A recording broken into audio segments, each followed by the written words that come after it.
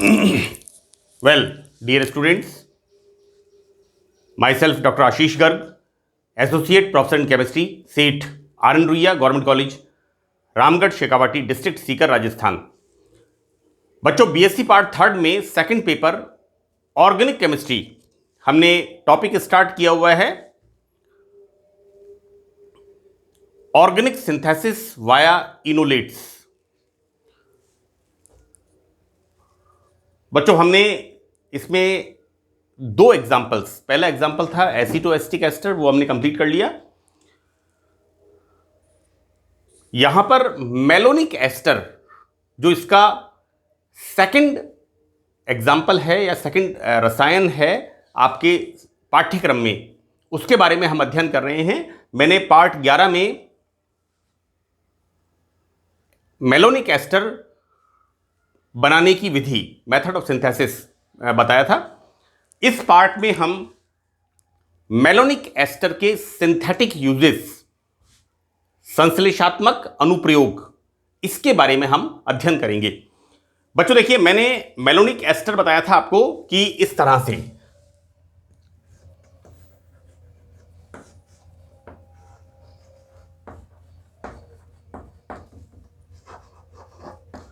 This is the malonic ester, और बेटा यहां पर ये जो ग्रुप होता है, this is the methylene group, and this methylene group is reactive,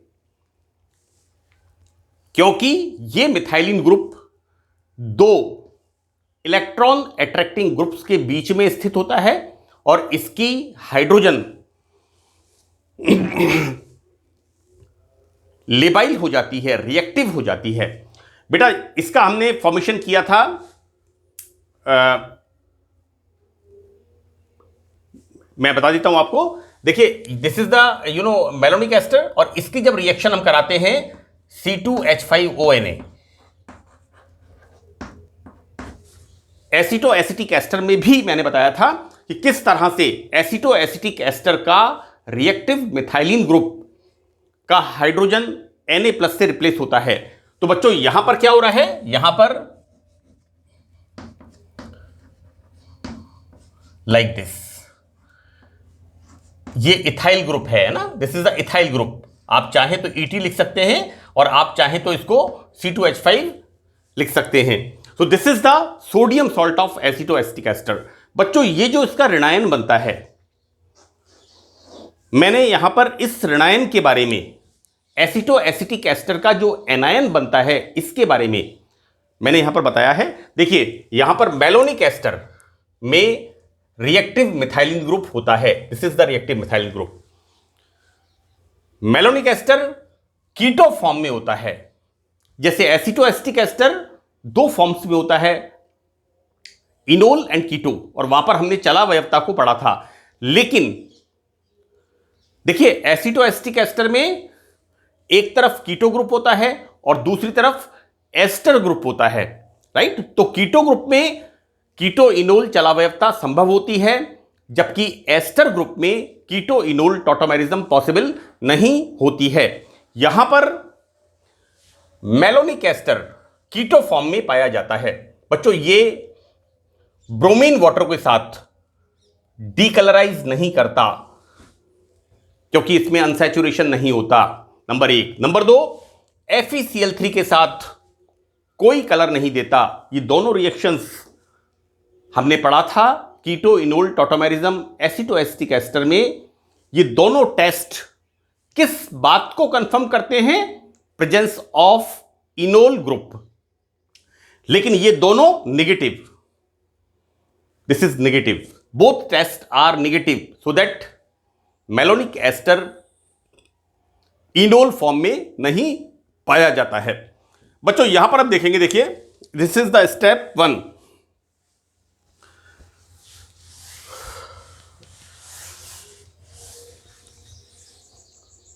step 1, step 2, step 3 and step 4। Same way जैसे हमने एसीटोएसिटिक एस्टर में देखा था, सिंथेटिक यूजेस हम किस तरह से हम करेंगे, कौन कौन से स्टेप्स यहां पर प्रयुक्त होते हैं। तो बच्चों पहला स्टेप यहां पर है formation of sodium salt, exactly like acetoacetic ester. So this is the malonic ester.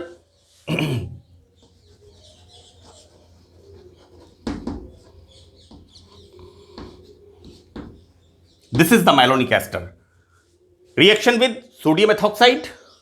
Now this hydrogen is labile and formation of sodium salt of malonic ester. बेटा यहां पर हम देखते क्या हैं कि मेलोनिक एस्टर का ये जो एनायन होता है, this anion is stable.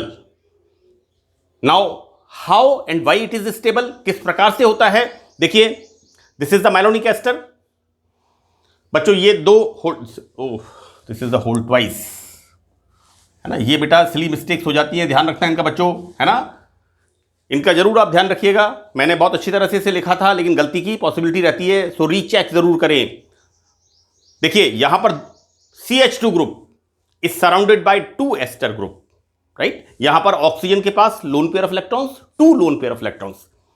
Now this react with sodium ethoxide.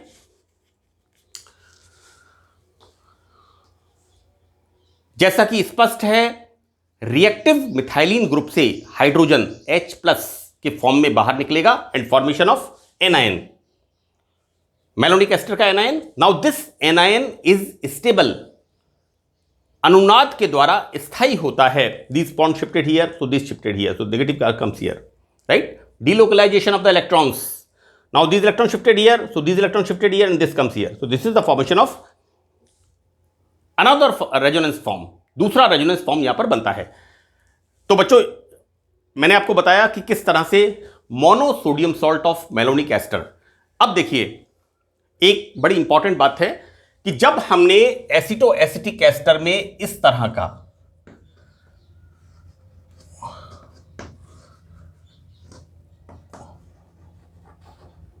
बेटा, this is the isobutyric acid, dimethyl acetic acid, methyl two methyl propanoic acid, इसका मैंने संश्लेषण बताया था. एसिटोएसिटिक एस्टर में हमने क्या किया था? हमने 2 बार सोडियम लवण बनाया था और 2 बार एल्काइलेशन किया था. आप इसको रीचेक करके देखें. एसिटोएसिटिक एस्टर में हमने यहां पर क्या करना है, हमें 2 सब्स्टिट्यूएंट्स ऐड करने हैं. तो हमने एसिटोएसिटिक एस्टर में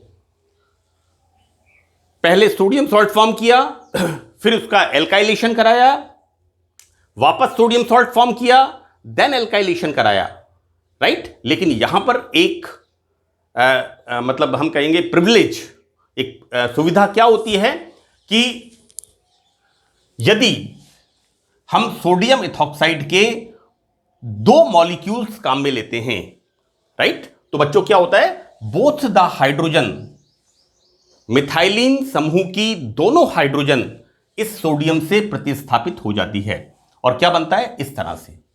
दिस इज द, हम बोलेंगे क्या इसे, डाई सोडियम लवण मेलोनिक एस्टर का. बेटा आपको इनके नाम जरूर लिखने हैं सबके, जहां तक हो सके, जितना पॉसिबल हो.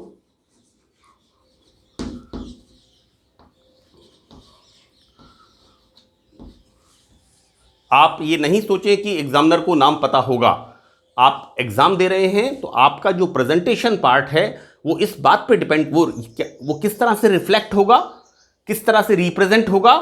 आपको अच्छी तरह से समझाना है एग्जामिनर को कि मुझे आता है, राइट. तो बेटा क्या हो गया, मेलोनिक एस्टर हमने 2 मॉलिक्यूल्स सोडियम इथॉक्साइड के लिए and the formation of di sodium salt of malonic ester. बेटा एक बात ध्यान रखना, बच्चे यहां गलती क्या करते हैं, यहां लिखते हैं Na2+. This is wrong. Na2+ कुछ नहीं होता बच्चों. Always right like this. क्योंकि एक बार मैंने पूछा था, मेरे टीचर थे, 2-3 टीचर्स ने मुझे कहा no, this is the correct way, so you must write like this. Na2+ मत लिखिएगा. यहां पर 2 H+ बाहर निकलते हैं, so the formation of 2-, right. तो इस तरह से हम देखते हैं, हम मेलोनिक एस्टर का डाई सोडियम सॉल्ट फॉर्मेशन करते हैं. और देखो बेटा, अब अगर हमें यह बनाना है तो हम क्या करेंगे, सीधा इसकी रिएक्शन किससे करा देंगे, एल्काइलेशन. 2CH3Cl के साथ, राइट, दोनों CH3 ग्रुप यहां पर आ जाएंगे और 2NaCl बाहर निकलेगा, राइट। बच्चों यहां पर मिथाइलिन ग्रुप के दोनों हाइड्रोजन एटम सोडियम से प्रतिस्थापित होते हैं और डाई सोडियम सॉल्ट फॉर्मेशन होता है।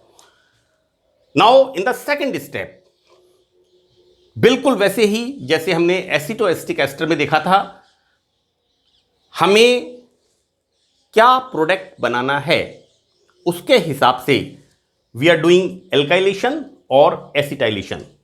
पहले हम बनाएंगे sodium salt, according to requirement monosodium salt और disodium salt, correct.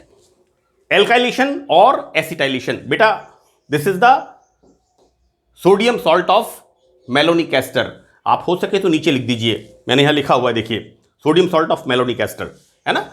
Sodium salt of malonic ester react with CH3Cl, C2H5Cl, C3H7Cl, this is the alkylation, right? Now removal of NaCl and this is the alkylation.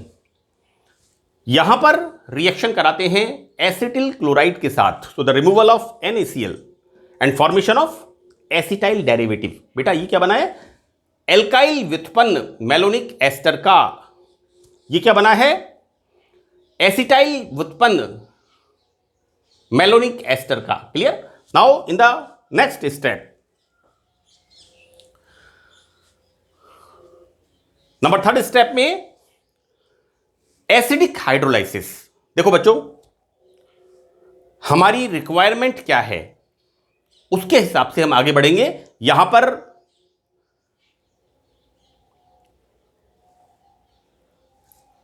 Acidic hydrolysis हम किसका कराते हैं, alkyl या acetyl derivative का। हम देखेंगे कि अनेक प्रकार के रसायनों का संश्लेषण करने में मेलोनिक एस्टर का हम प्रयोग करते हैं, जैसे हमने एसिटोएसिटिक एस्टर के एसिटोएस्टिक एस्टर से विभिन्न प्रकार के केमिकल्स का निर्माण हमने पिछले लेक्चर्स में अध्ययन किया है।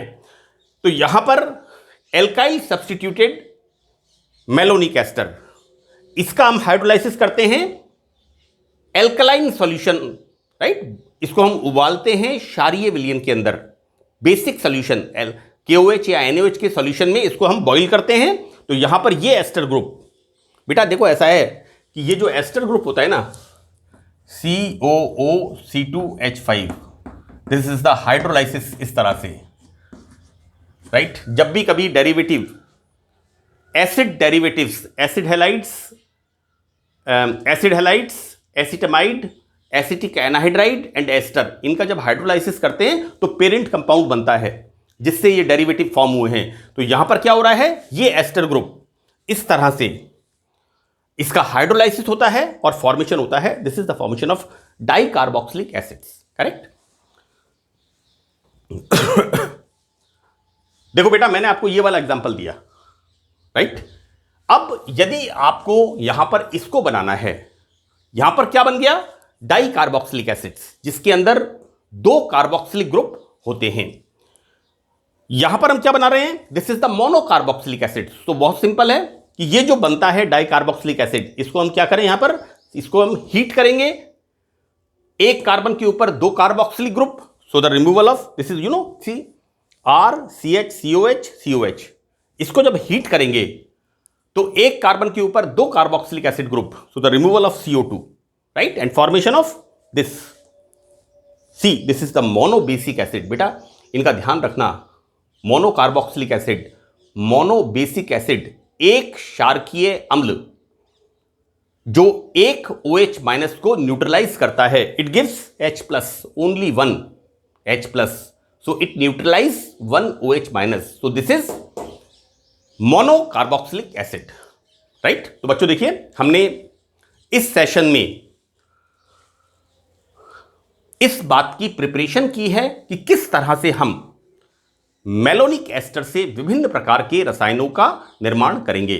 तो बच्चों देखिए, आपने देखा सबसे पहले first step sodium salt formation, किस तरह से हम मेलोनिक एस्टर में रिएक्टिव मिथाइलिन ग्रुप इसके हाइड्रोजन को सोडियम इथॉक्साइड के साथ रिएक्शन करा के then formation of sodium salt.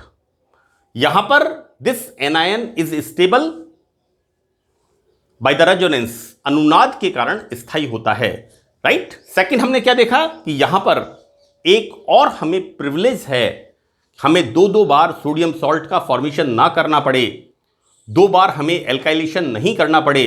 So what kind of privilege here, हम डायरेक्ट यहां पर दोनों हाइड्रोजन मिथाइलिन ग्रुप के इस सोडियम से रिप्लेस कर सकते हैं। So this is the formation of di sodium malonic ester. Clear. Second step में as usual alkylation and acetylation as per our requirement, and then हमें हमारा प्रोडक्ट बनाना है। देन एसिडिक हाइड्रोलाइसिस, बच्चों हमने एसिटो एसिटिक एस्टर में यूज किया था concentrate alcoholic KOH। यहां पर हम क्या कर रहे हैं, मैलोनिक एस्टर, इसको हम क्या कर रहे हैं, क्षारीय विलयन में बॉईल करते हैं, boil in the alkaline solution and the formation of this acid. और बच्चों इसको 2 कार्बोक्सिलिक एसिड, एक कार्बन के ऊपर इसको थोड़ा सा हम 70 डिग्री के आसपास गर्म करेंगे, then removal of CO2 and this H comes here, the formation of RCH2COH। This is the mono carboxylic acid. तो बच्चों that's all in this session. मुझे उम्मीद है कि आपको हम जब आगे इसके अंदर मैलोनिक एस्टर से विभिन्न प्रकार के रसायनों का निर्माण पढ़ेंगे वो आपको अच्छी तरह से समझ में आएगा। इन 4 स्टेप्स को आप अच्छी तरह से याद कर लें, थोड़ा प्रैक्टिस कर लें। तो that's all in this lecture. Thank you very much.